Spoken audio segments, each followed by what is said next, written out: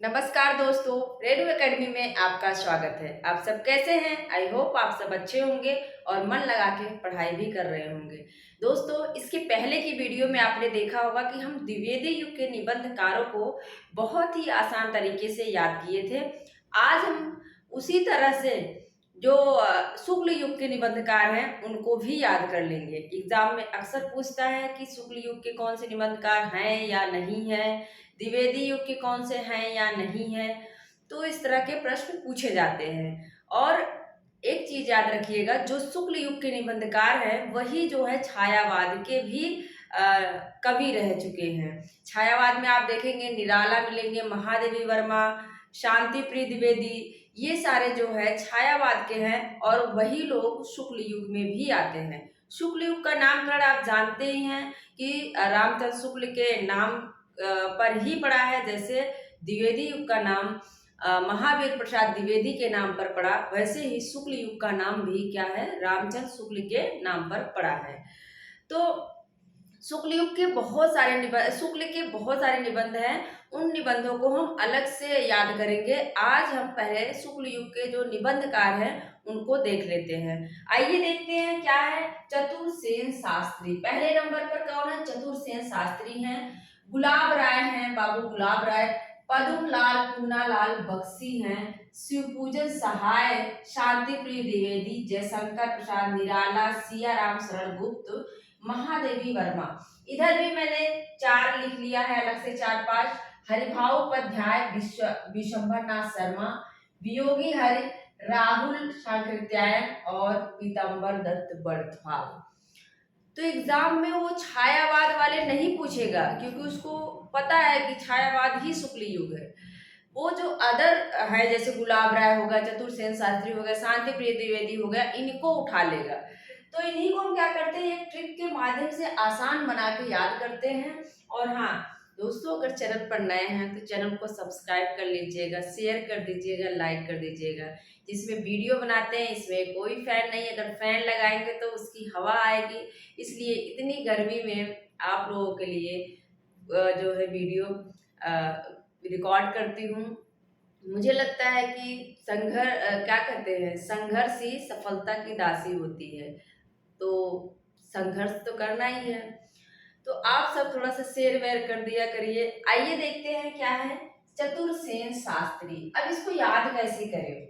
एक चतुर, देखो जो कोई चतुर होता है ना, किसी को प्रपोज करना है तो उसका अलग ही ढंग होता है, क्योंकि उसको लगता है अलग तरीके से प्रपोज करेंगे तो वो एक्सेप्ट हो जाएगा।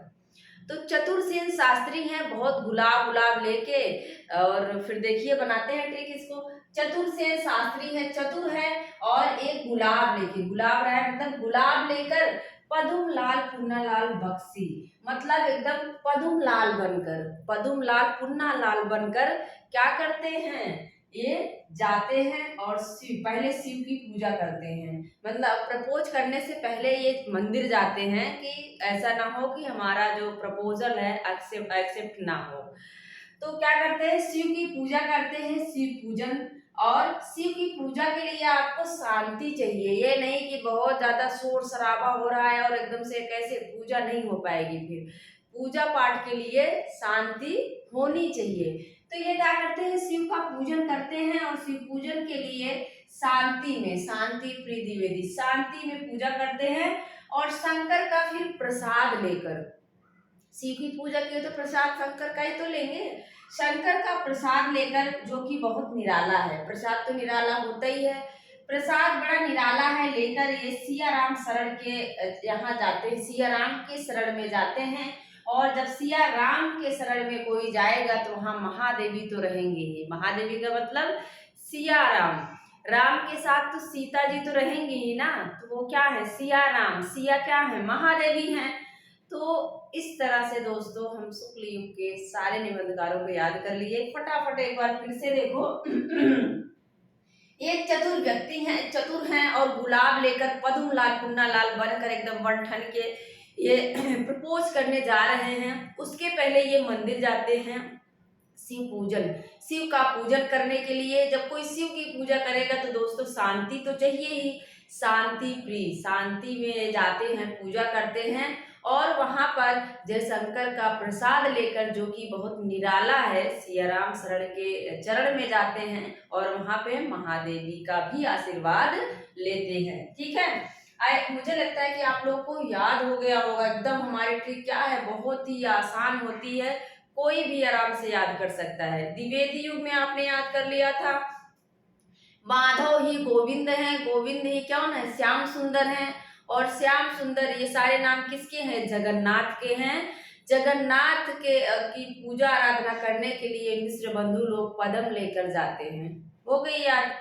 और वैसे ही है, एक चतुर व्यक्ति है जो गुलाब लेकर पद्म लाल पुन्ना लाल बनकर जाते हैं प्रपोज करने। इसके पहले शिव का पूजन करते हैं, शांति में शिव का पूजन करते हैं, और जयशंकर का प्रसाद लेकर, जो बहुत निराला है, सिया राम के शरण में महादेवी के साथ आशीर्वाद लेकर आते हैं। और इधर हमने 5 लिख दिया है, हरिभाव उपाध्याय विश्वंभर नाथ शर्मा। देखो हरिभाव, भाव मतलब जो है महाराष्ट्र में भाव शब्द आता है, तो भाव, हरिभाव उपाध्याय, भाव, तो भाव से हम क्या करते हैं, हरि विश्वंभर नाथ शर्मा। हरि भाव जो है कैसे होते हैं, विश्वंभर की तरह होते हैं। हरि भाव, जो भाव है कैसे होते हैं, विश्वंभर नाथ की तरह होते हैं, और हम उनसे बड़ा शर्माते भी हैं। विश्वंभर नाथ शर्मा उनसे बड़ा शर्माते भी हैं, और उनसे अगर उन्होंने कुछ डांट दिया तो हम बड़े वियोगी भी हो जाते हैं। क्या है, अगर उन्होंने डांट दिया तो हम वियोगी हो जाते हैं, वियोगी हरि। और वियोगी राहुल सांकृत्यायन। देखो राहुल सांकृत्यायन, राहुल, जब राहुल की मृत्यु हो जाती है तो क्या होता है, पीताम्बर दत्त बड़थाल। कैसे, आप देखेंगे कि भारतीय जो हरिश्चंद्र, राजा हरिश्चंद्र थे, वो राहुल की मृत्यु के बाद फिर क्या है, उनको एक जो है कफन भी नहीं दे पाते हैं, ऐसा उनका सत्यवादी जो व्रत था। तो वहीं से हमने ये ट्रिक बनाई है। इसको ऐसे याद करो, हरिभाव विश्वंभर के समान होते हैं, उनसे हमें शर्म भी आती है, वियोग भी हो जाता है जब डांट देते हैं, और वियोग होता है राहुल की मृत्यु पर भी, उसको पीताम्बर भी नहीं मिल पाता है। ऐसे ही फिर जाके कहानी खत्म। फिर से देखो फटाफट, ये वाली जो है ज्यादा मजेदार है, वो आप उसको भी याद करना है, क्योंकि एग्जाम में क्या पूछ लेगा कोई भरोसा नहीं है। एक बार फिर से सारा फटाफट देख लो। एक चतुर व्यक्ति हैं, गुलाब लेकर पद्म लाल पुन्ना लाल एकदम फिट फाट से जाते हैं प्रपोज करने के लिए। लेकिन क्या होता है, पहले सोचते हैं शिव की पूजा कर लेते हैं, और शिव की पूजा कोई शांति में करेगा, शांति प्रिय, शांति में करते हैं। वहां पर शंकर का प्रसाद लेकर, ये प्रसाद बड़ा निराला होता है, और सियाराम के शरण में महादेवी का भी आशीर्वाद लेते हैं। और वहाँ है हरिभाव, भाव हमारे विश्वंभर नाथ की तरह होते हैं, उनसे हमें शर्म भी आती है, वियोग भी हो जाता है। उनके डांटने पर वियोग राहुल की मृत्यु पर भी हुआ था। क्यों, क्योंकि उनको पीताम्बर एक कफन भी नहीं मिल पाया था। तो मुझे लगता है कि आप लोगों को शुक्ल युग के जो निबंधकार हैं वो याद हो गए होंगे, और आप लोग इतना प्यार देते हैं, इतना सम्मान देते हैं, उसके लिए आप लोगों का बहुत बहुत धन्यवाद। ऐसी वीडियो आपको देते रहेंगे, मिलते हैं अगले वीडियो में। Thank you.